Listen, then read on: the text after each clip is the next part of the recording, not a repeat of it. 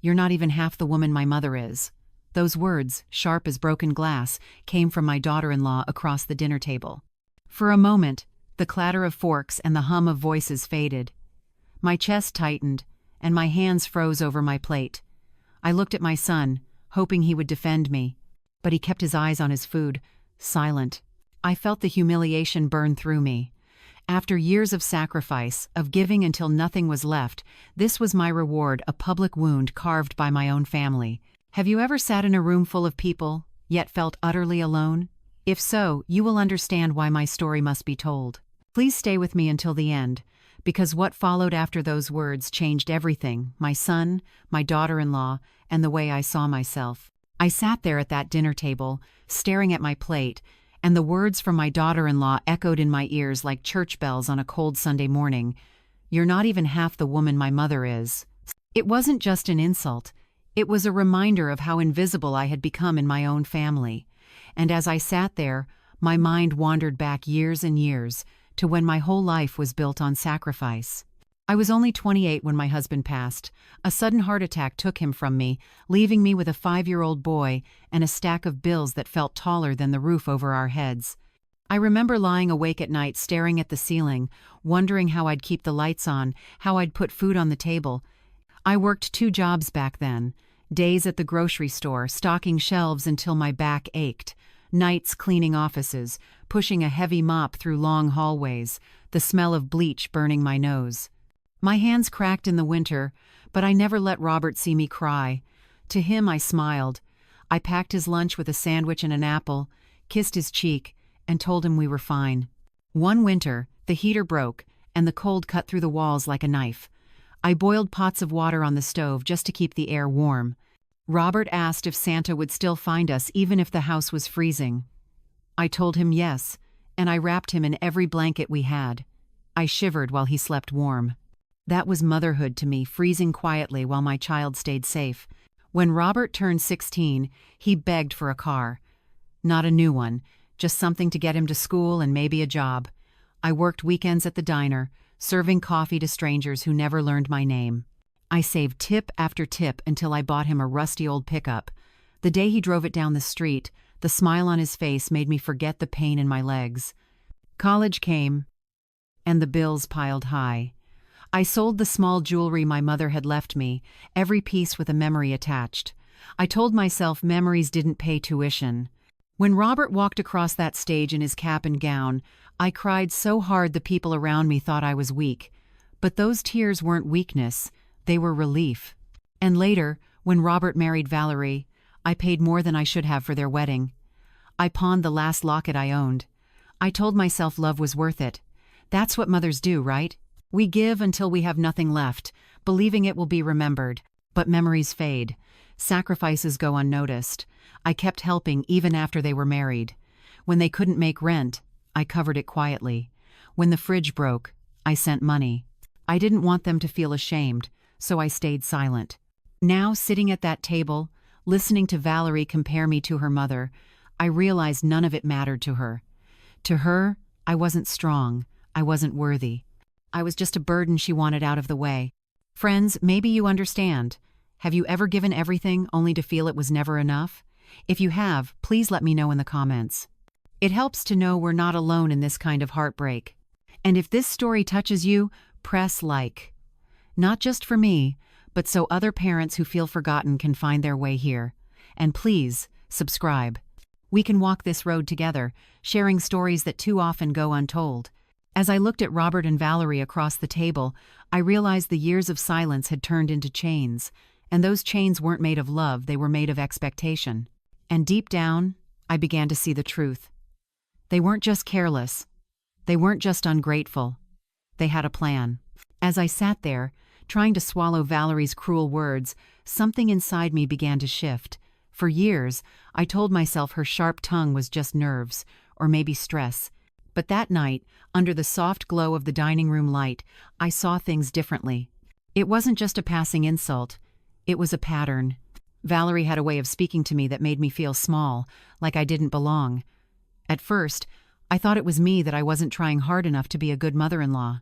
I cooked meals. I brought gifts. I tried to smile even when my heart was heavy. Yet somehow, no matter what I did, it was never enough for her. And Robert, my son. He sat quietly, always quietly, as if silence could protect him from choosing sides. But his silence wasn't neutral. His silence gave Valerie power. I started to notice little things. They never invited me unless they needed something. The calls came when the rent was due or when the car broke down. When I answered the phone and heard Valerie's voice sweetly say, "Hi, Mom," I already knew a request was coming, and still I gave. Why? Because that's what mothers do. We give, even when it hurts. But the more I gave, the less they seemed to respect me. Valerie would sigh when I asked simple questions. Robert would say, "Mom, it's easier if you just let us handle it." Handle it, I thought. What they meant was, let us take from you without questions.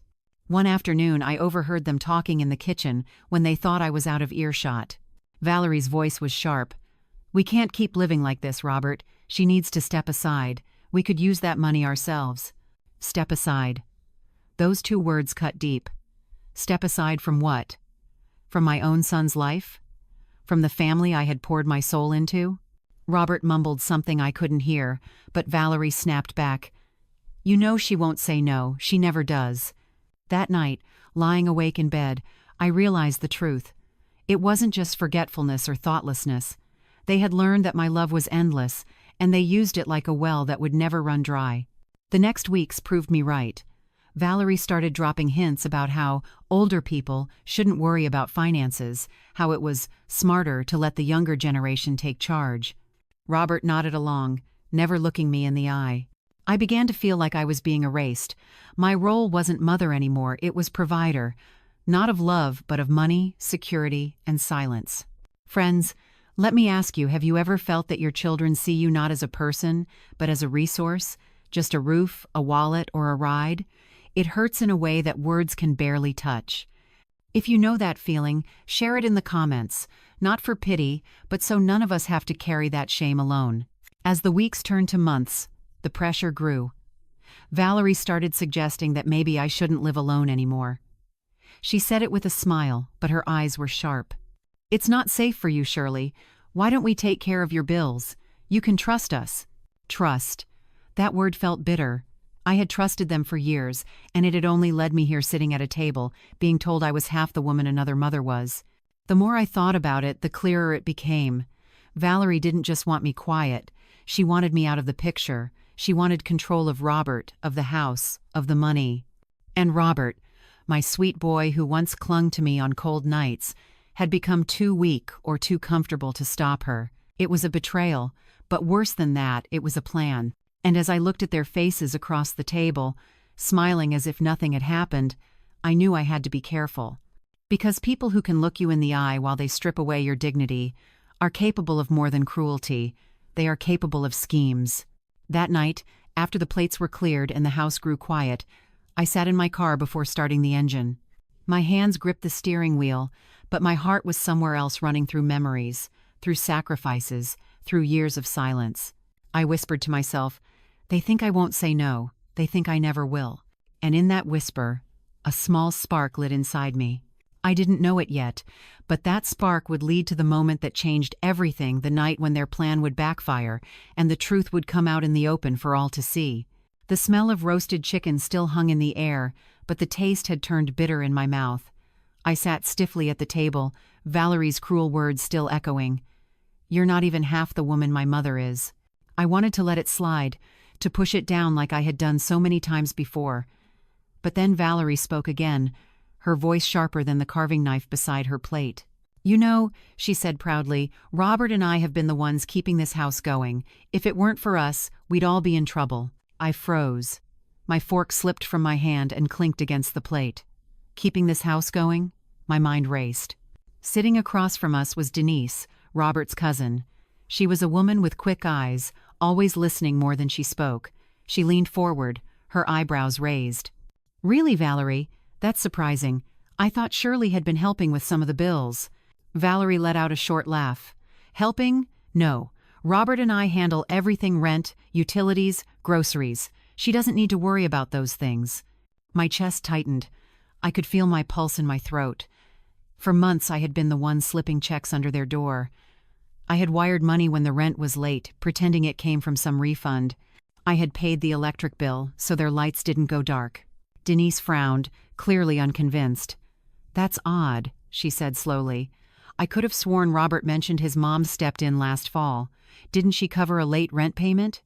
Robert shifted uncomfortably in his chair. His shoulders hunched, his face pale, his hands rubbed together under the table. Valerie waved her hand, forcing a smile. "Oh, that was just once. Nothing important. We've been the ones holding things together. Without us, who knows where we'd be?" But she had spoken too quickly, too proudly. And in that pride, her mask slipped. Denise's eyes narrowed. "So, are you saying Shirley hasn't paid anything at all? Not once?" The room went still. The clinking of silverware stopped. Even the ticking clock on the wall seemed to pause. Robert's lips parted. He opened his mouth, closed it, then finally whispered, "That's not true." Valerie turned toward him, her face flushed. "Robert." He swallowed hard and lowered his eyes. "It was Mom. She's been paying the rent. For months." The words fell heavy in the room. My heart squeezed so tightly I thought it might burst. Valerie's face turned red. "That's not fair. She offered. We didn't force her." I found my voice, though it trembled. "No, Valerie, I didn't offer. I rescued. Every time you two were behind, I stepped in. Not because I wanted to, but because I couldn't watch my son and his wife lose their home." Denise's eyes widened. "So all this time, it was Shirley? She kept this roof over your heads?" I felt exposed, stripped bare in front of everyone. For months, I had hidden my sacrifices, telling myself silence was easier. But here it was, out in the open, undeniable. Valerie's hands trembled as she gripped her fork. "That doesn't change anything. My mother would never brag about such things." I looked at her, steady now. "No, maybe she wouldn't. But I never bragged either. I stayed quiet. I let you take the credit. And still, you dared to belittle me tonight." The words surprised even me. After years of swallowing pain, they came out strong and clear. Robert stared down at his plate, shame written all over his face. Valerie pressed her lips together, unable to meet my eyes. Denise sat back, shaking her head, as though she had just uncovered a terrible secret. I took a breath, my hands no longer shaking. "You may not respect me, Valerie, but you will not erase me, not after all I've done." The table remained silent. The only sound was the faint hum of the refrigerator in the kitchen. "Friends, let me ask you something. If you were in my seat, if you had kept your sacrifices hidden, only to have them denied, would you have stayed quiet? Yes or no? Please tell me in the comments below. I want to know how you would have handled it, because for me, silence was no longer possible." That night, as I left the table and stepped into the cool night air, I knew something had broken. Not just the secret, not just the lie. Something inside me had cracked wide open. And that break would lead to the moment I had avoided all my life, the moment I finally said no. The night air was cool as I stepped outside, but the chill in my bones came from something deeper. For years, I had hidden the truth, swallowed the insults, carried the weight. And now, with the secret finally spilled at that dinner table, I felt both lighter and heavier all at once. Lighter because I no longer had to pretend. Heavier because now the ugliness of it all could no longer be ignored. Inside, the house had fallen quiet in a way I had never known before. Valerie's sharp tongue was finally still. Robert's head hung low, his eyes refusing to meet mine. Denise had seen it with her own eyes, and the look on her face told me she would never forget what had just unfolded. I sat for a long moment on the porch, hands folded tightly in my lap. My heart raced, but underneath the pounding came something new calm, a steady calm that had been missing for decades. It felt as if a dam had cracked inside me, and all the years of silence were pouring out at last. When I walked back into the dining room, the smell of chicken and gravy lingered, but no one touched their plates. The dishes were half cleared, the air thick enough to choke on. Robert glanced up at me for just a second, shame painted across his face, before lowering his eyes again. Valerie crossed her arms, her lips pressed so tightly they had turned white. I stood at the head of the table, my fingers resting lightly against the worn wood. My voice was quiet, but firm. "I need you both to hear me. And this time you will listen." Robert gave a small nod, almost like a child being scolded. Valerie stayed frozen, her chin lifted high, but I saw her shoulders tense. I have given and given, I began. From the day Robert was born, I worked my hands raw so he would have a chance at a life better than mine. I never once asked for thanks. I never once asked for gifts. All I asked for was respect. My voice trembled, but I pushed on. And tonight, you compared me to your mother, Valerie. You told me I was not even half the woman she is. Maybe you're right. Maybe I am not her. But I am Robert's mother. And without me there would be no wedding, no marriage, no roof over your heads. Without me, this table we are sitting at right now would not even exist. Valerie's eyes flickered, but she said nothing. She tapped her finger nervously against the stem of her wine glass. I drew in a deep breath, feeling the strength rise in my chest. From this day forward, I will not pay another bill for this household. I will not cover another debt. I will not rescue you from another mistake. If you want to be adults, then you will live as adults. My love for you, Robert, does not mean my silence. And it does not mean my wallet is yours to open whenever you please. Robert's eyes brimmed with tears. His lips trembled. Mom, please. We didn't mean. Yes, you did. I interrupted gently but firmly. You meant every word, and now you will live with those words. The silence that followed was heavier than any insult.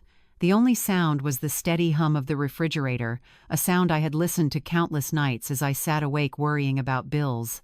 But this time, I wasn't the one carrying the burden. I moved my hand to the back of the chair I had sat in so many times before, my fingers tracing the grooves carved into the wood by years of family dinners. I love you, Robert. I always will, but love does not mean allowing myself to be humiliated in my old age. I will not be erased from my own family, not while I still draw breath. Denise cleared her throat softly, breaking the silence. She's right, she said. You both should be ashamed of yourselves. Her words settled like stones across the table. Valerie shifted uncomfortably. Robert covered his face with his hands. I picked up my coat from the back of the chair, sliding it over my shoulders. My heart pounded, but it was steady now, steady in a way it had not been in years. As I opened the door, the weight of decades seemed to lift from my shoulders. For the first time, I was not leaving in silence. I was leaving in strength. Outside, the night sky stretched wide above me, stars scattered across the darkness. I pulled my coat tighter and drew a deep breath, the cool air filling my lungs like a promise. It wasn't freedom from all struggle, no. Life at my age never becomes that easy. But it was freedom from chains I had allowed to hold me for too long. And in that freedom, I felt something stir inside, a whisper of possibility, a reminder that life was not finished with me yet. At 70 years old, I could still choose dignity. I could still choose myself. Because sometimes, the hardest word for a mother to say is the smallest one of all, no. And that word, spoken at last, set me free. The night after I walked out of my son's house, I sat alone in my small living room. The lamp glowed softly, casting shadows over the pictures on my wall: Robert as a boy in his baseball cap, my late husband smiling in his Sunday suit.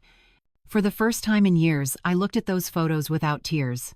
I had spoken the word I had feared my whole life. No. One small word, yet it carried a freedom I had almost forgotten existed.